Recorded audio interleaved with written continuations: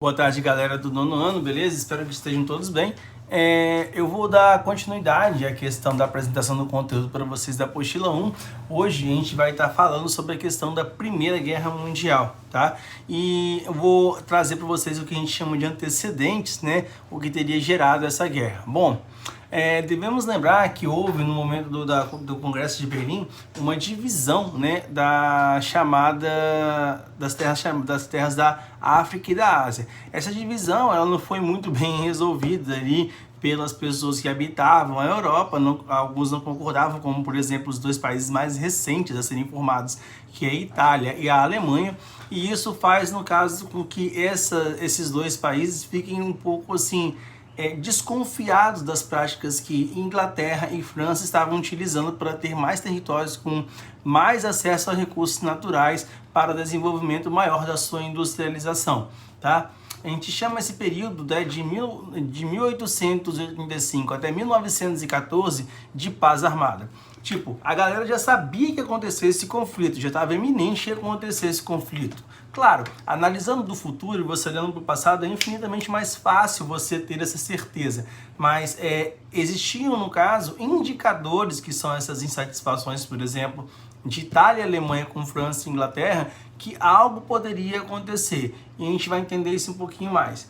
A gente tem que entender também que esses conflitos são gerados, galera, principalmente pela questão de uma disputa imperialista, tá? Entre as potências europeias, por áreas de influência, principalmente com a questão da venda de mercadorias, tá? E com a compra de matéria-prima e também com a questão de uma influência propriamente dita, tipo, eu consigo mais mercado consumidor, eu consigo também, além disso, matéria-prima, eu incentivo, eu faço a indústria no meu país rodar, ou seja, girar e ganhar grana. Ocorre também nesse período, já que o nome diz do título, Paz Armada, uma corrida armamentista, tá? Com serviço militar obrigatório e nacionalismo exagerado, ou como a gente gosta de dizer na história, exacerbado, né? Por que esse nacionalismo? Eu tinha que mostrar que o meu país, a minha pátria, é superior àquela pátria ou qualquer outra pátria que venha desafiar a minha pátria, tá?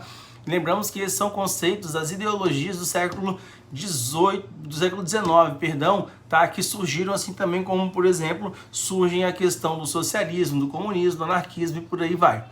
A França busca recuperar os territórios que ela perdeu com a formação da França, da Alsácia-Lorena, tá? Que ele havia perdido para a Alemanha com a formação da Alemanha. Lembra, né? O Império Austro-Húngaro, a Alemanha, né, que ainda não era um país, estavam sendo presididos, no caso, ou seja, organizados pela Prússia, e conseguem, numa batalha contra a França, tomar essa região da Alsácia-Lorena, tá? Temos que lembrar que essa região chamada de Franco-Prussiana, nessa guerra de Franco-Prussiana de 1872, a Prússia se sai melhor. O que é a Alsácia-Lorena tão importante? Ela é responsável por grande parte das questões da matéria-prima, principalmente de ferro, tá? E outros minerais que vão servir para impulsionar a indústria alemã, principalmente o chamado carvão mineral. A Alemanha busca aumentar a sua influência geopolítica na Europa, na partilha das colônias, levando as disputas diplomáticas com a Inglaterra, só que ela não vence totalmente. A Inglaterra que se sai melhor, ou seja, sobrepõe as vantagens alemãs. Os povos de origem germânica e eslava passam a disputar territórios na Europa Oriental, na região balcânica, né? Essa região balcânica é uma região muito importante para eles, principalmente pela essa questão de ou você é germânico ou então você é eslavo. Então isso gera um conflito naquela região, que vai abranger ali a parte que a gente chama de leste da Alemanha, né? Ou seja, da própria Europa também, como assim por dizer. Então essa parte leste, do chamado leste europeu, era uma região que tinha uma disputa muito grande entre esses dois povos que habitavam essa região há muito tempo, tá? Esses povos de origem germânica e eslava. Ocorre a formação de alianças diplomáticas militares com destaque para a Tríplice Aliança, formada por Alemanha, Império Austro-Húngaro e Império Turco-Otomano, tá? Quando a gente fala de Tríplice Aliança, o que você tem que lembrar na sua cabeça, né? Tríplice A de Alemanha, tá? Aí você tem esse macetinho de Alemanha, aí você vai lembrar automaticamente, né, da Itália, que posteriormente vai entrar apoiando a Alemanha, e o Império Austro-Húngaro, beleza? E a Tríplice Entente, né, eu faço uma brincadeira de England, né, para você lembrar de Inglaterra, França e Rússia. Rússia, assim, a Rússia até 1917 era uma monarquia, né? Era o Império Russo. O Império Russo participa lá de Inglaterra e de França. Não existia ainda o comunismo na Rússia, ou seja, na União Soviética. Ainda não existia a União Soviética, beleza, galera? A região balcânica passa a ser disputada pela Rússia, ou seja, pelo Império Russo, que desejava um Estado eslavo no território, garantindo assim uma saída para o mar e para a sua frota. E a Alemanha apoiava as pretensões do Império Austro-Húngaro, tá, para a construção de uma ferrovia que ligaria Berlim e Bagdá. Então, com esses fatores, você tem o quê? Você tem a formação, você tem tipo duas pessoas prontas para brigar. Nesse caso, dois grupos prontos para brigar. Por quê? Lembrando, galera, é sempre bom enfatizar isso. Na Primeira Guerra, o que vai acontecer é a disputa mercadológica. Que disputa mercadológica é essa? A disputa por um mercado consumidor e em busca de matérias-primas. Eu compro matéria-prima mais barato, ou então eu consigo anexo esse território, consigo por um preço irrisório, ou seja, muito baixo, para produzir e vender para outras localidades, inclusive para meu próprio país, para que eu possa ganhar dinheiro com isso, né? Aí vai rolar o que a gente chama de estopim da guerra. O que é estopim? O estopim, ou pavio, no caso das bombas, né, são aquelas partes que a pessoa acende, por exemplo.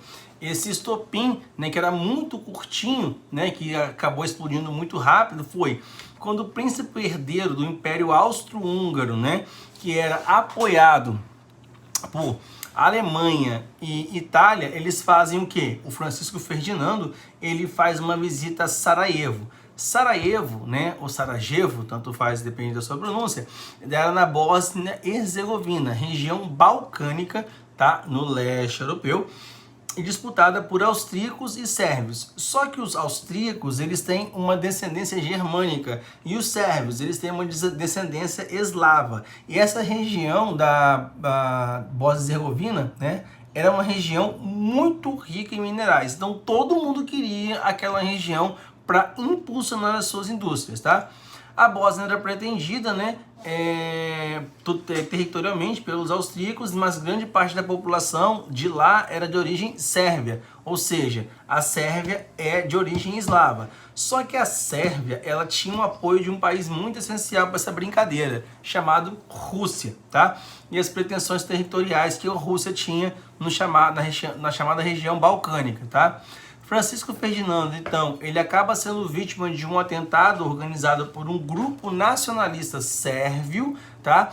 E lembrando que esse grupo nacionalista sérvio, ele tinha apoio da Rússia. Se o grupo sérvio, ele tem apoio da Rússia, logo ele vai ter apoio de quem, né? Caso a Rússia entrasse em guerra, da Inglaterra e da França. E quem é inimigo da Inglaterra e da França? A Alemanha e a Itália, que está apoiando quem? O Império Austro-Húngaro. E o que o Império Austro-Húngaro tem com isso? Francisco Ferdinando vai visitar a Bósnia-Herzegovina e ele é assassinado por um jovem sérvio, tá? E quando ele é assassinado, então o que os alemães entendem? Entendem o seguinte: olha, se o sérvio, se o futuro imperador do trono austro-húngaro, ele foi morto por um sérvio, esse sérvio, ele tem ligações, né, com a Rússia, né? Ou seja, a Rússia apoia a Sérvia apoia a Rússia apoia a Sérvia, então a Rússia apoia também a Inglaterra e a França, assim e vice-versa. Logo, esses caras são meus inimigos. Então, isso vira um pretexto inicial para o processo da guerra, tá? A morte do príncipe, né, Ferdinando leva a declaração da guerra entre o Império Austro-Húngaro e a Sérvia, dando início à Primeira Guerra Mundial. Depois desse processo, a guerra vai se dividir em fases, né? Nós vamos ter 3 fases e vamos ter as consequências da questão da guerra, tá bom? Então, isso a gente vai ver, galera, na próxima aula, tá? Da semana 5, ok? Qualquer tipo de dúvidas, perguntas, questões, indagações, esclarecimentos que vierem a ser feitas dessa matéria, tá? Eu quero que vocês entrem em contato comigo através do armando.isdehistoria@apvix.com.br. Beleza? dúvidas, questões, indagações, esclarecimentos, questionamentos serão sanados, tirados por lá. Beleza, galera? Bons estudos aí, até a próxima semana e tudo de bom. Lembrando, eu estou enviando para vocês também um resumão desse capítulo, ok? E além desse resumão, a correção das atividades da última semana, ou seja, da semana 3, em anexo aí. Dá uma olhadinha no vídeo, beleza? E bons estudos, galera. Valeu!